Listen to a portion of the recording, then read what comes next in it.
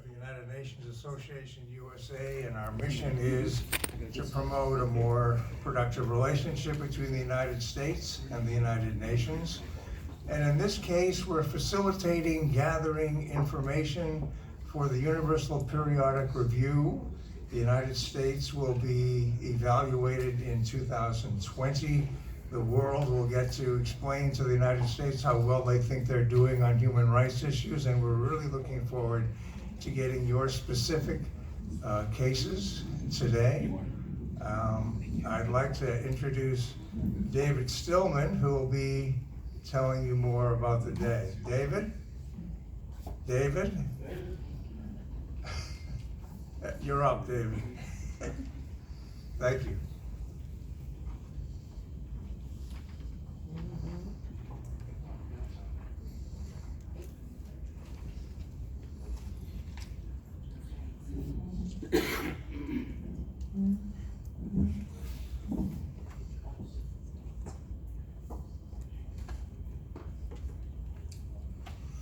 Good afternoon. It is a great pleasure to be here with you. My wife, Ginger Stillman, is the coordinator of this, but she was not able to be with us today. So I am trying to fill in for her. We have just discovered that we probably need more seating. So that was my first concern, to be sure that there'll be room for everybody. Let me do a couple of things. One is to make sure that everybody has a program. I think that some people registered before there were programs available downstairs. So Stedman, would you be in charge of handing out programs to anybody who was missing one? I'll keep one for myself. Give one to you. They stick together. Right. Thank you very much.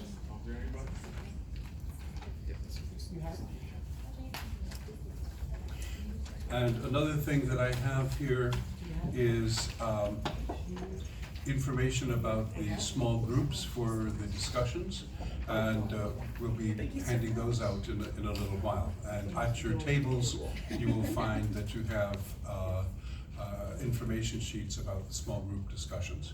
Now, the next thing I'd like to do is to read out to you introductory remarks from Ginger, and starting off with the words that she's very sorry she can't be here. She's put a lot of work into this, and she's really happy at this group that is assembled this afternoon on a day when we have so many important things to talk about, right up to the day's news. I'm sorry I cannot meet with you in person today, but I'm very happy that you are taking part in today's consultation, providing input to the United Nations Universal Periodic Review of Human Rights, abbreviated as UPR. You'll be in good hands with our moderators. You represent organizations that work daily to make the world a better place, working for justice and human rights.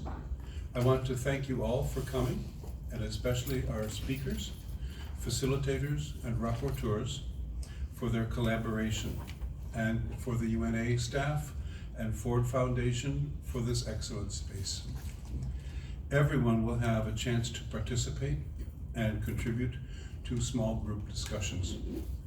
Today we can share our knowledge about the status of human rights in the United States related to race, criminal justice, and child immigrants within the US, and we'll talk about the relation of that to the UN Human Rights Council and the world.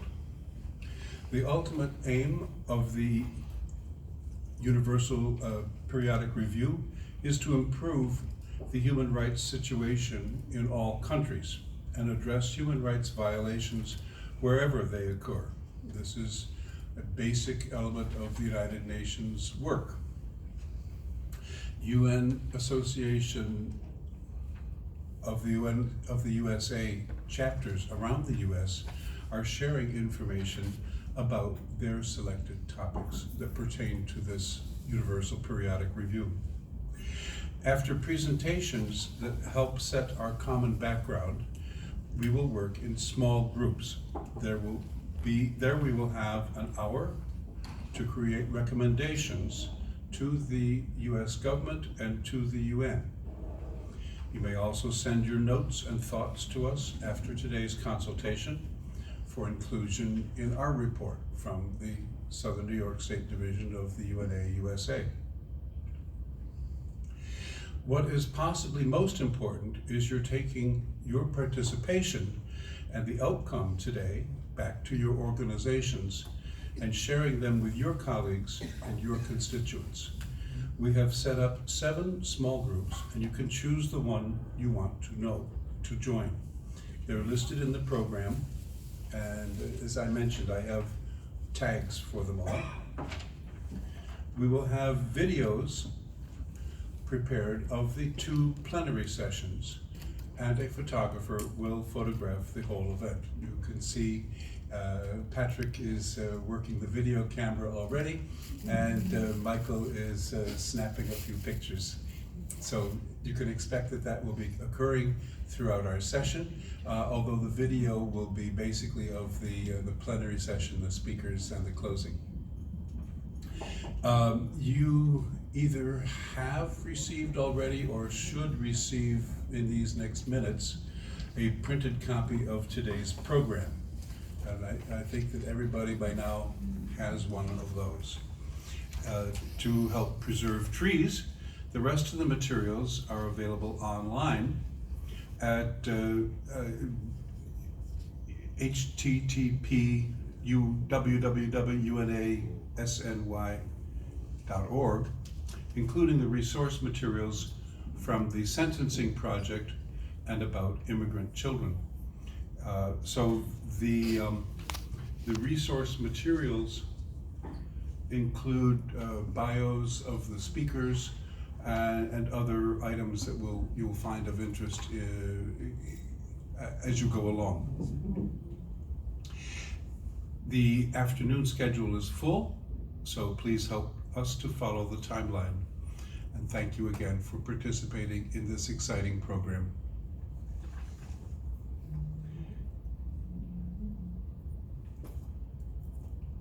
So next person to speak is Ruth Hassel Thompson.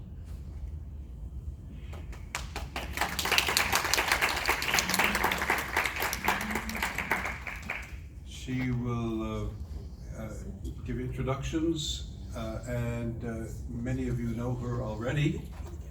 And she's a board member of the Southern New York State Division of the UNA USA, and she's special advisor to Governor Andrew Cuomo for policy and community affairs of New York State, homes and community renewal. Very pertinent, very important position. Thank you for being with us. Thank you.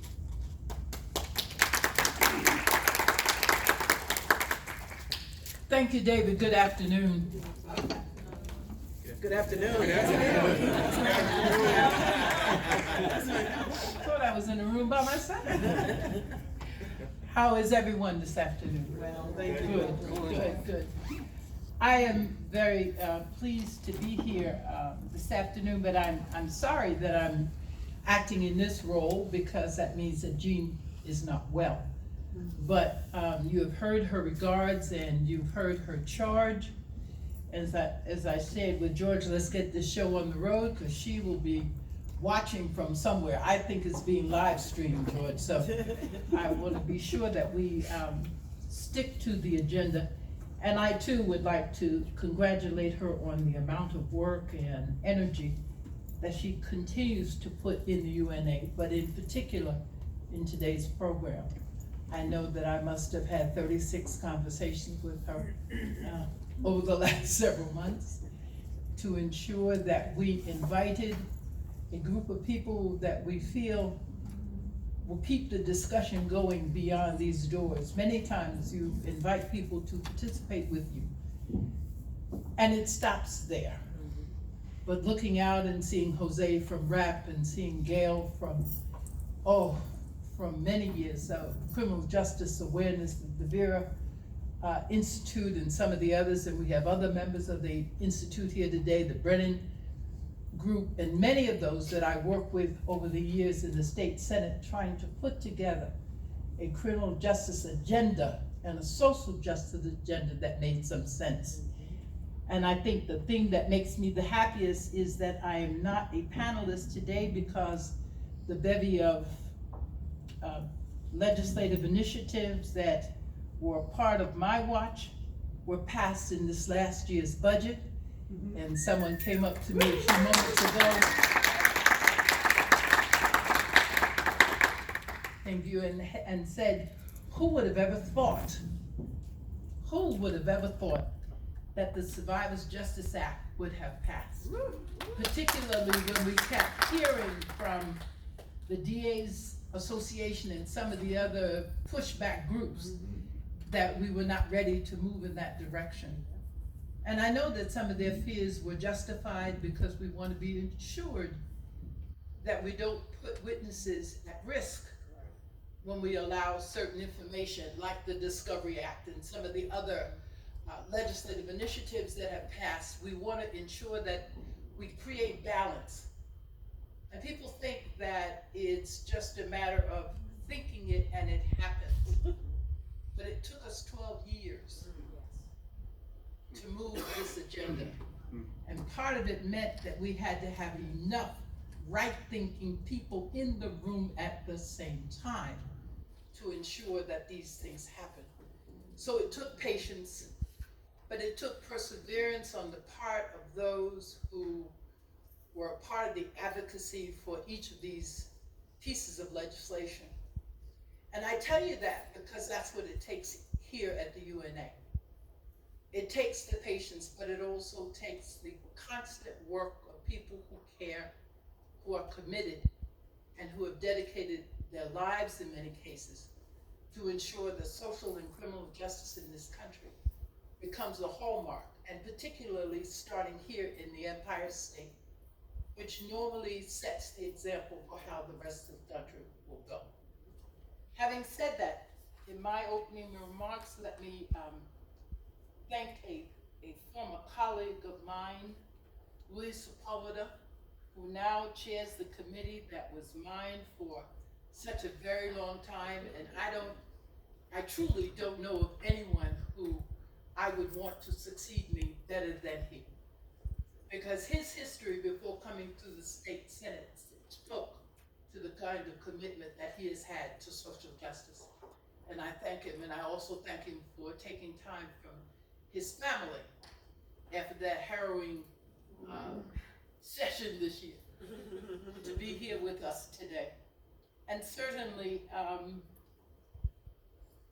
I want to thank Jose Saldana for release and the work that he and RAP are doing around the issue of release for aging people who are no longer a threat to public safety, but who deserve social justice as well. And to Ames Grower, the only person on that panel that I don't know, but he is the senior counsel for the Brennan Center for Criminal Justice. But I know the work of the Brennan Center, and therefore I know that he must be a committed soul. They will make up our first panel on race and criminal justice. And on our panel for child immigration policies and experience will be Smita Rayo Dazo, Director of Legal Services, HIAS, and William Silverman, JD, Partner in Proskawa and responsible for leading Proskawa's global pro bono efforts. We will begin with our first panel, and if they're ready. I don't know the seating arrangement, but yeah, okay. Yeah, I guess That makes the most sense. So we'll start in the order that I named, and as they will come and make their presentations. Starting with Ms. Zupova.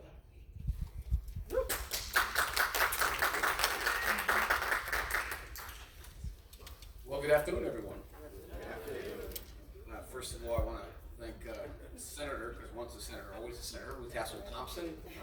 Tough shoes to follow, but I hope that I do as good a job as she did as a ranking member of corrections.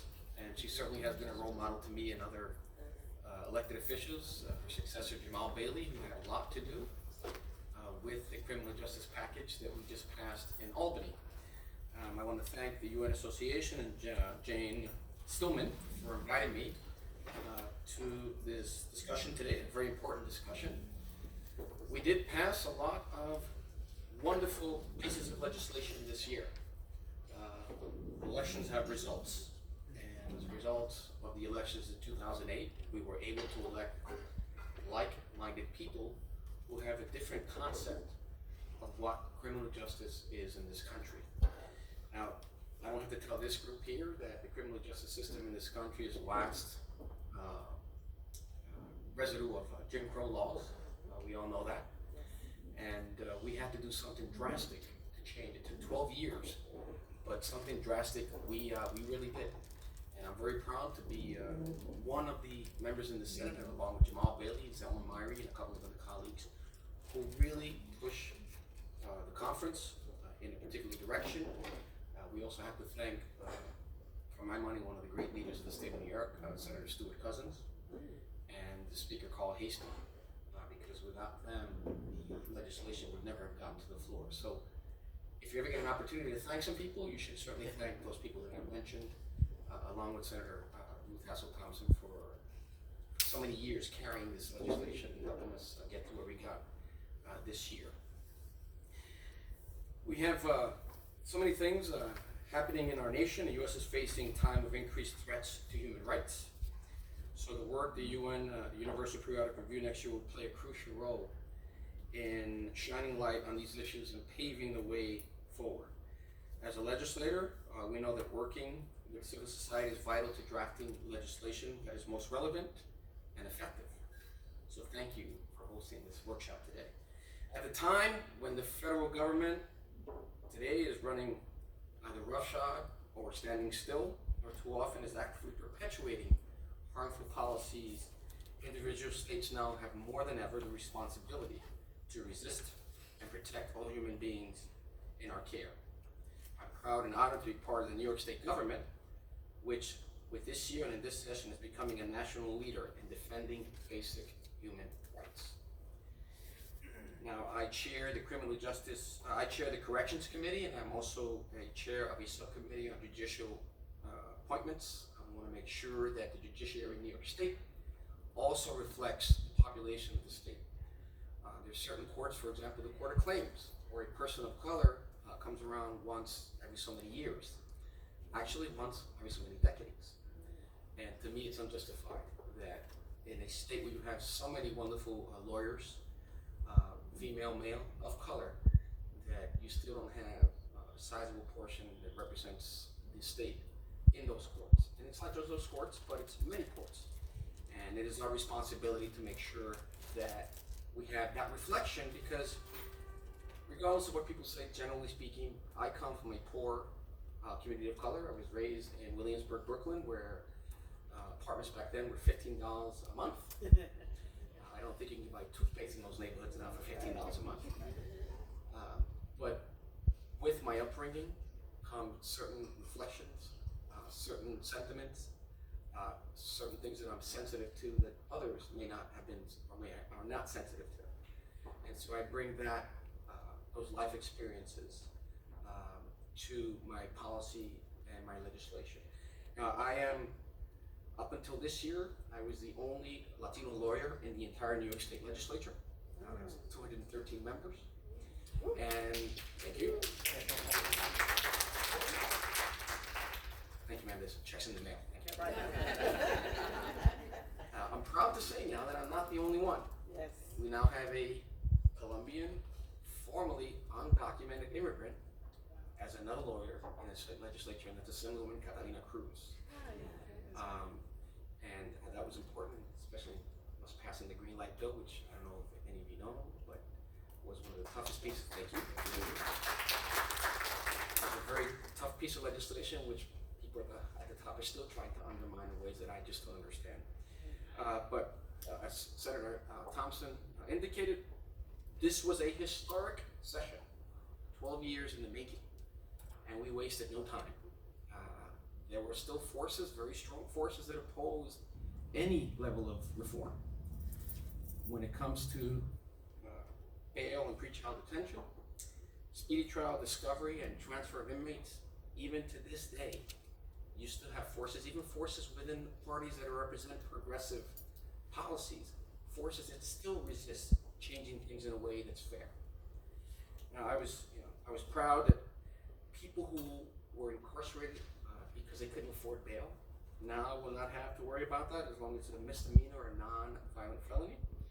The speedy trial system that was used against mostly poor people and people of color to force them into plea bargains that were unfair. They could not afford to pay lawyers or get discovery information in the appropriate time. That's changed as of, I believe it was April 19th when we passed the bill. The halt solitary confinement bill, which was something that was near and dear to me. Now let me tell you something. I expended a lot of my energy this session on the criminal justice reform package, on the green light bill, on DREAM bill, which also passed early on, but also on halt solitary confinement. I have made it a point to push the governor, along with the advocates, like Jose Saldana, who in my mind is a hero, and Laura, and people like that who walk the walk, talk the talk, and do what they can, sacrifice a lot of their time to changing solitary confinement in the state of New York. We couldn't get it all done. We were able to extract some administrative changes. One of the biggest problems that we have is what gets you into the shoe. You know, in some cases, a beard that's too long can get you into a shoe. Maybe bumping accidentally into a corrections officer can get you into a shoe. And sometimes disguise it as protection for an inmate can get you into a shoe. And so we have tried to modify and diminish the number of offenses that can get you into solitary confinement. But the fight continues. Certainly during the last few weeks, I have visited several correctional facilities in the state of New York. Our objective is before the end of September to visit about 15 of them. And everywhere I go, we speak with the inmates and we speak with the corrections officers. And we try to extract ideas from them. I tried to tell the leadership in the union, things have changed now. And either you come to terms with that, with correctional, the unions that represent correctional officers, who, by the way, are hardworking people just like the rest of us. Many of them have their hearts in the right place and want to do things that'll make things more humane. And we've spoken to the rank and file about ways to modify solitary confinement. And one thing we've discovered is that at the union level, the rank and files are not getting the information about what halt solitary confinement was or is. They thought that we were eliminating their right to put people in solitary confinement. You know, I had to remind several of them that the United Nations held it 15 days, in excess of 15 days. It is torture. And I refuse to live in a country where we are a member of the United Nations, we are the leader, supposedly human rights, yet we still put people in solitary confinement for sometimes years on end, sometimes decades. When you see what a solitary confinement cell is, I encourage all of these opponents to go there and spend a couple of days, actually spend a couple of hours like we have. And anyone who tries to convince me that it's not torture, I think needs to spend a week in one of these cells. I mean, Yeah. and anyone who tells me that anyone who is placed in solitary confinement for a prolonged period of time will actually come out better, again, I said spend a couple of weeks there to see if you would come out better after being there. I've reached myself certain conclusions that we are going to be working on, myself, with people that we've met, corrections officers, advocates, union members, people from the governor's office. We're going to have a roundtable where we're going to try to create policy before legislative session starts, where we're going to draft a comprehensive solitary confinement, halting solitary confinement bill. We're going to be working overtime on that so that when we get to legislative session on day one, we are ready to act and move. The great thing about the criminal justice reform packages are that it's going to change the criminal justice system in this state forever in ways that we could never have imagined, even a year ago. The level of justice that you get in this country should never be dependent on the size of your parents' bank accounts, the zip code that you come from, and certainly not the color of your skin. And that is what we're going to continue to work again, to make sure that we have a fair criminal justice system in the state of New York. HALT, solitary confinement, will be my next big fight in the legislature. Again, this is not the way we as a nation should treat people. Most of the people that are there are suffering from mental illness. And if we can resolve that and stop being so overly concerned with budgets, budgets should not be the reason why we treat people in an inhumane way. And we have to have a vision, a long-term vision. We can't be myopic about how we're going to deal with solitary confinement. We have to think that at the beginning, the costs may be great, but at the end, it's going to save us money. And we have to start thinking about other countries that have prisons that don't have shoes, they don't have any level of solitary confinement, yet the rate of recidivism in those countries is significantly lower than ours. Significantly. We have to change things. We have to provide more services, and we certainly cannot have prisons become institutions to house people that are suffering from mental illness. I'm going to challenge the governor. If you can create a greater budget to provide mental health programs for people that are incarcerated, I guarantee you that the rate of incarceration has decreased over the last so many years. I guarantee you that we can cut it in half and close another 15 prisons and use that money for programs and to educate young Black and Latino men and communities of color so that they can get free tuition and become productive members of society. And maybe one day one of them will replace me as the only Latino lawyer or another African American lawyer in the New York State Legislature. Thank you all.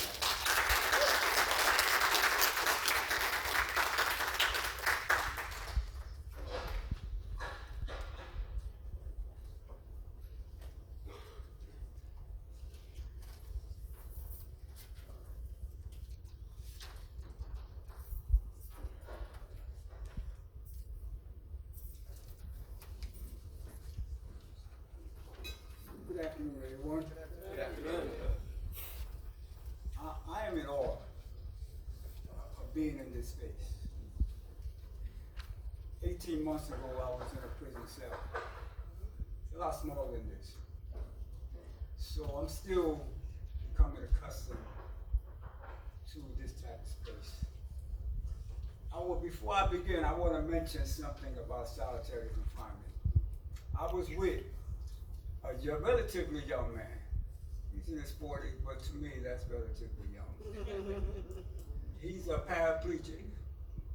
We was having a family cookout, and I invited him. He did time in solitary confinement. And as punishment, they took his wheelchair.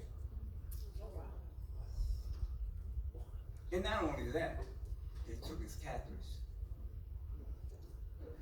So, I mentioned that because it's important that we understand that solitary confinement is strictly about punishment. And there's no bounds to how much punishment people inflict on others. Now, I am the director of the Release Aging People in Prison campaign, RAP. RAP was founded in 2013 by 3 formerly incarcerated persons to address a crisis that was created by the policies of mass incarceration. Now, some people don't believe that mass incarceration ever existed, but the evidence can't be refuted. At the height of mass incarceration, there were 72,000 incarcerated women in New York State. At that same period, the parole board release rate was 4%. Now, of the 72,000, over 80% were people of color. And over 75% came from 7 neighborhoods. And that should tell a story. And this is the crisis that RAP sought to address. RAP evolved from the crisis of grandfathers and grandmothers dying in prison. People were sentenced to longer terms with fewer opportunities for release. They were getting old, sick, and dying. This is the crisis that RAP evolved from. They sought to address this by advocating, becoming the first group, not only in New York State, but perhaps the country, that strictly advocated for the release of aging people in prison.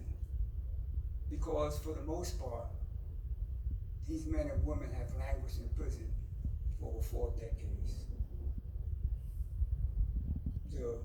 One of the founders of RAP, the late Mujahid Fareed, he was sentenced to 15 years to life for a serious crime. And if we're talking about ending mass incarceration, we have to have this discussion about serious crime. And we have to have the discussion about punishment. What is there enough punishment? And what role does rehabilitation and transformation plays in this process? Mujahid Fareed was not sentenced to the max, which was 25 years to life. The judge instead elected to sentence him to 15 years to life. Now, during this 15 years, he acquired 4 college degrees, 2 master's degrees, an extraordinary accomplishment for someone in prison. And it is something that to me is of greater value. This was during the HIV/AIDS crisis. If it was a crisis in the cities, major cities in the United States, it was a super crisis in prison. Department of Correction had no answers. What Fareed and some of his colleagues did was they got in contact with people who were addressing this illness.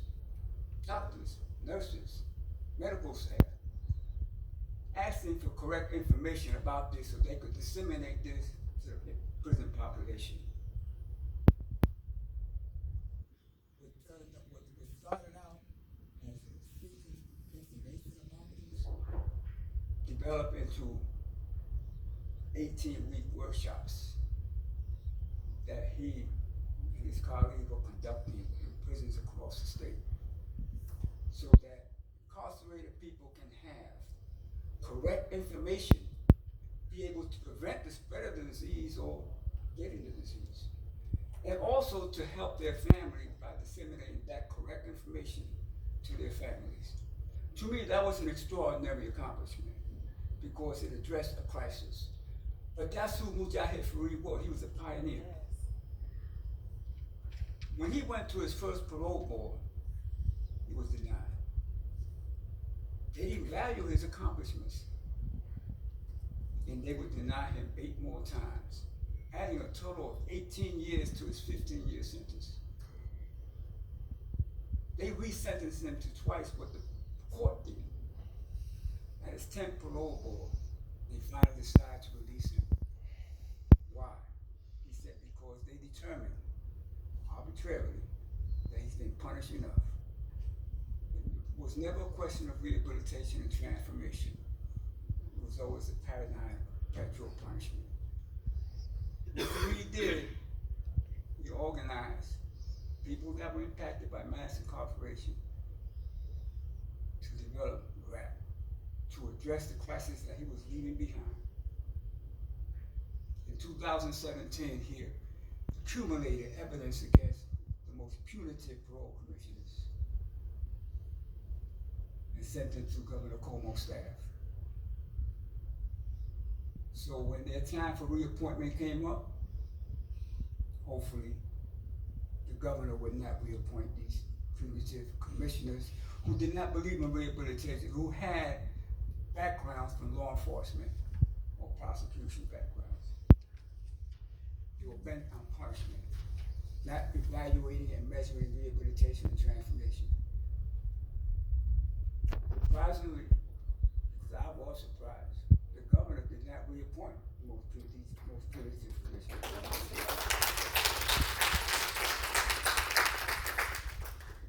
So I tip my hat to him. See, it's the first time I can say that. And it just so happens that he appointed 6 new commissioners. This is 2017. I appeared before my 5th parole board 4 months later, before one of these new commissioners. And based on the overwhelming evidence of my rehabilitation before her, she released me after 38 years of incarceration. Wow.